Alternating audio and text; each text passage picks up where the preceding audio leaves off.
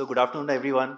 The benefit of speaking last in a conference is that most of your statistics and data is already stolen by your co-panelists. So Arvind literally spoke what I was about to say. So now I need to think about something unique which I can share with you. And perhaps I'll share something about my own experience. So I worked with government for almost 6 years. I was part of the Make in India program, and part of my work was to help Chinese companies to set up factories in India. And Pune used to be like my most frequently visited place. So I used to go to Chakan, Talegaon, Ranjangaon, all those industrial areas, finding industrial land, setting up factories, etc. And then I moved to a large corporate house because after in 2020, when this Galwan crisis happened, so government of India came out with the change in the FDI policy, and the Chinese investment was no longer appreciated and invited. So I felt that okay, let's move to the corporate world. Let's get rid of China for the time being. Uh, but I can tell you, moment I switched to a large corporate house, China was even more difficult to get rid of because we were doing large scale solar projects, we were doing a lot of infrastructure projects, we wanted those heavy duty equipments, lifts for running the ports, etc. From where do we get it? The best place and the cheapest, good quality, go to China, source it from there. Then I moved to electric vehicle industry, a startup based out of Bangalore. So in my current setup, my company is a large electric two-wheeler fleet operator, and we have close to 50,000 scooters in our fleet, which we run in multiple cities across India. Pune is an exception. We are still not operating here, but we manufacture our scooters here. So Bajaj Auto is our manufacturing partner, and in their Akurdi plant, not far from here, all our scooters are manufactured and assembled. The question is that can I still resist China in my sourcing? The answer is no. Still, I got to depend on China. But does that mean that if I come to the next edition of this conference, will I still repeat the same words? The answer is no. Because we have a Make in India plan in order, and we are continuously working on how we can localize production. The reason is not that I want to get rid of China. At least industry doesn't think like this. So there is a huge disconnect. In fact, I have a lot of contrary opinions to what have been spoken in the conference today, uh, because industry thinks differently. We don't think about that. Commerce Ministry is saying that you do Make in India. Prime Minister office is saying something to you, so you change your plans. My engineer, my procurement team are driven by unit economics. So we look at the fact that if a scooter has to be manufactured and sold in the market, are there enough buyers in the market who are going to take it? Will I be able to do it at the price points which will resonate with my customers? And in the process, will I be able to make some profit or some margin in my P&L statement or not? These are the factors which drive me. My engineer who is making the procurement decisions is not impacted by the policy. What is the prevailing policy? We do look into consideration the restrictions that exist. So for example, today I cannot import a pneumatic tire. Pneumatic tire is the basic tire that you put in our scooters. It's a pneumatic tire, air pressure. I cannot import that in India. There is a restriction. So that's one restriction. So my procurement team thinks about, okay, from where we can get the pneumatic tire. There are many manufacturers in India from where we can source it. If they are not manufacturing the exact grade that we need, we can work with them and develop that particular tire. Likewise, I continuously look at other factors as well. So when I import something from China, there is lead time, there are supply chain shocks which I can get during adverse times like COVID. The entire auto industry came to a standstill.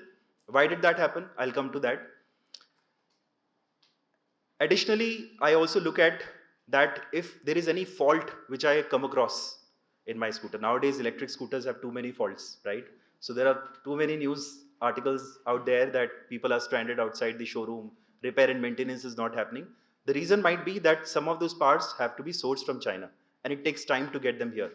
Sometimes China is shipping bigger orders through their ports to US and Western Europe. So consignments which have to come towards India, this particular she route, they will not be given priority, right? So to take care of this, I look at localization. Can I develop a local supplier somewhere close to Pune or Bangalore or somewhere else, wherever the skill set exists, and localize my production in India? And that's what becomes like a Make in India theme, which I go and tell to the government, sir, I've been doing it, Make in India is happening. But the reason is not what Prime Minister spoke on the Red Fort, that do Make in India. It is actually always economic decision, which I take into consideration, because that what helps me achieve the product market fit. If I don't have the product market fit, policy narratives doesn't help the industry at all. Okay. Point number two. In the conference, I heard so many things about wars, um, nuclear warheads, geospatial technology, etc. Um, I also do a war. This war is against the pollution. This war is against everyday commute challenges which students might have to MIT campus, or some of us have to our workplaces, right? This is also equally important. But I'm not no longer thinking like what I used to do when I was with Commerce Ministry. Here I have a very, very specific problem at hand, that how do I make the commute cheaper, affordable, and faster, also at the same time create something which resonates with the national policies of Make in India. And this sort of thing actually drives corporate decision making. So Arvind mentioned that large number of solar modules which are currently driving the solar program of India are currently being imported from China. There is absolutely no doubt that China is a leader in solar technology in the world. They have done so much innovation around panels. The efficiency of those panels is at a different level altogether. But that does not mean that Indian companies are not doing it. Like my former employer has a 2 gigawatt solar cell and module manufacturing facility supplying to the Indian projects. In many government-oriented tenders, it is absolutely critical, mandatory to get the localized solar panels if you want to get government orders from India. So government is trying through its own means. Industry is also trying that how we can achieve the unit economics or the cost economics of doing a project in India or not. So that's what is happening in a country. The other thing which I want to bring about is that policy is not everything. And I'm saying this with a lot of confidence, because when I was with government, entire day I used to sit in the ministry with joint secretaries. I've been part of drafting committee for national manufacturing policy, national logistic policy also. And somewhere the narrative was that China is a leader. We are far behind China and all. And I sort of thought that, okay, that perhaps that's the case, that China is better than India. No doubt about this, that they are far ahead than us in many accounts. But that does not mean that India doesn't have the capability. Now I live in Bangalore, and every day I interact with a few startups. Somebody doing drone manufacturing, somebody is doing robotics, electric vehicles is my own industry. I meet with people who make advanced chemistry battery packs, lithium ion battery packs. And I can tell you that Indian guys are they're not very far behind. They know how these things can be produced, how these things can be designed. The only problem is that we have not figured out how to do it at scale so that we can reduce the cost of production. And that's the example which I think my friend Manjunath also pointed out, that how in that Ujala bulb, that localized chip costed 3 cents in China and it costed 8 cents. The reason is the economies of scale. We haven't been able to achieve that. Or what Chinese factories have been able to do in the last 20, 30 years. Production is not only about technology and robots, robotic arms. It is a lot about process management. On your batch productions, how are you able to cut down unnecessary processes? How you're able to minimize wastages?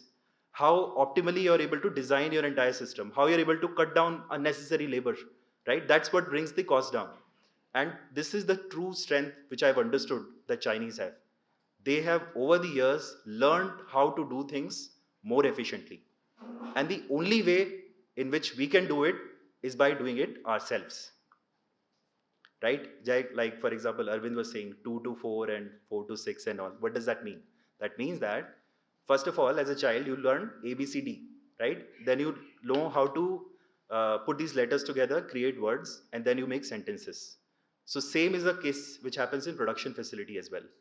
So first of all, you build a very basic assembly. Then you realize, okay, I can make it better. I can reduce the size. I can perhaps get better chips. and make it more efficient, get more efficiency out of a particular assembly that I've made. And in due course, you get better with time. Okay? So now is the time for Q&A. How many of you actually own an uh, electric vehicle? Electric two-wheeler or four-wheeler? You own it? Which brand?